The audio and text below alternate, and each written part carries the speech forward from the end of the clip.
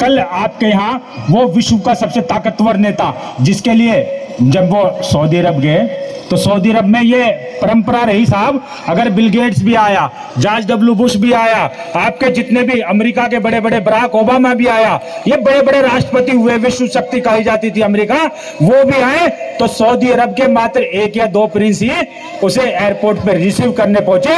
लेकिन आपके प्रधानमंत्री की ये गरिमा रही, ये खूबसूरती इस भारत की रही, हम मुसलमानों का भी सर फख्र से ऊंचा हो गया कि सऊदी के चारों प्रिंस हमारे देश के प्रधानमंत्री को रिसीव करने के लिए एयरपोर्ट पर पहुंचे। और वो भी एयरपोर्ट पे पहुंचने के बाद सबसे पहले कहां गए साहब? दुबई की सबसे बड़ी मस्जिद में गए और वहां कई घंटे उस मस्जिद के अंदर बिताए। तो ऐसा हमारा देश का प्रधानमंत्री और ऐसी इज्जत भारत की बढ़ाने वाला, वो कल हमारे बीच आने वाला है साहब, कल हमारे बीच आने वाला है। और मैं भारतीय जनता पार्टी का कार्यकर्ता तो हूं साहब, लेकिन नुमाइंदा किसका हूं?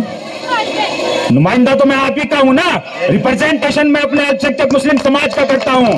मैंने देखा है कि यहाँ कुछ लोग आते हैं, भाजपा में आते हैं, माननीय मंडल अध्यक्ष जी भी मंचासीन है, थोड़ी यार आगे से हट जाओ, थोड़ी जगह दे दो, है ना, मंच भी दिखना चाहिए। हमारे आदरणीय मंडल अध्यक्ष जी भी मंचासीन है। और मंडल अध्यक्ष जी, यहाँ अल्पसंख्यक मुस्लिम समाज के अंदर विपक्षियों द्वारा भ्रांतियां फैलाई जाती हैं। कैसे कि साहब अगर भाजपा में जाएंगे तो तिलक लगाना पड़ेगा। मैं 22 वर्षों से भाजपा में हूं, किसी ने नहीं कहा आप तिलक लगाओ। भाजपा में जाएंगे तो नहीं, अभी नहीं हो रही है, अजान की आवाज मुझ तक भी आएगी इंशाल्लाह। तो भाजपा में जाएंगे तो भगवा कुर्ता पहनना पड़ेगा। भाजपा में जाएंगे शायद तुम्हें हिंदू बना देंगे, हिंदू बनना पड़ेगा। मैं 22 वर्षों से भाजपा में हूं, किसी ने आज तक मुझे नहीं कहा कि मुझे हिंदू बनना पड़ेगा, तिलक लगाना पड़ेगा या भगवा कुर्ता पहनना पड़ेगा। मेरी तमाम तस्वीरें फेसबुक पे पड़ी हैं, आप देख लेना। यहाँ क्या है कि समाज के बीच में कुछ कमजोर लोग हैं साहब, समाज के बीच में जिनका कारोबार केवल दलाली है। जब कांग्रेस सत्ता में आएगी तो उनके झंडे कांग्रेस के हो जाएंगे, जब सपा बसपा सत्ता में आएगी तो उनके झंडे सपा बसपा के हो जाएंगे। तो वो अपनी दुकानदारी चलाने के लिए अपने आप को, जो हमारे भारतीय जनता पार्टी का बहुसंख्यक हिंदू समाज है, उससे बड़ा हिंदू साबित करने की कोशिश करते हैं ताकि उनकी दलाली सुचारू रूप से चलती रहे। क्योंकि मेरी भारतीय जनता पार्टी का काम केवल और केवल सामाजिक उत्थान के लिए, सामाजिक परिवर्तन के लिए यहाँ सरकार बनाना है। हम यार लालच में, सत्ता के लालच में सत्ता नहीं बनाते साहब, हम सत्ता में केवल इसलिए आना चाहते हैं कि सामाजिक उत्थान हो जाए, परिवर्तन हो जाए। क्योंकि अगर नरेंद्र मोदी जी ने सिलेंडर बांटे साहब, कहां गए वो? सर्वाधिक मेरे अल्पसंख्यक मुस्लिम समाज के घरों में आए मुफ्त के सिलेंडर।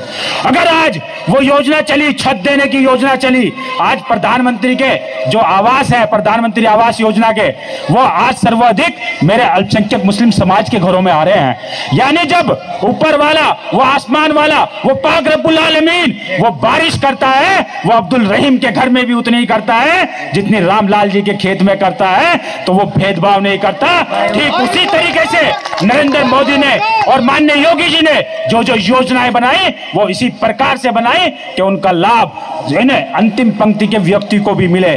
चाहे वो वृद्धा पेंशन योजना हो, चाहे वो आयुष्मान का कार्ड हो, 5 लाख रुपए हर गरीब को इलाज के लिए दे दिए। और 5 लाख रुपए हर गरीब के इलाज के लिए जब मिले तो वो आज बड़े से बड़ा इलाज किसी भी प्राइवेट हॉस्पिटल में करा सकता है। ऐसी स्वास्थ्य योजना विश्व में किसी भी कंट्री में नहीं है। जो अपने आप को विकसित देश कहते हैं, वो भी इतनी बड़ी, करोड़ों लोगों के बीच में ऐसी इतनी बड़ी स्वास्थ्य योजना चलाने में विफल हो गए। लेकिन भारत एकमात्र देश ऐसा बना जहां हर अंतिम पंक्ति के व्यक्ति के लिए सरकार ने योजना दी और उस योजना का लाभ हर किसी को मिला।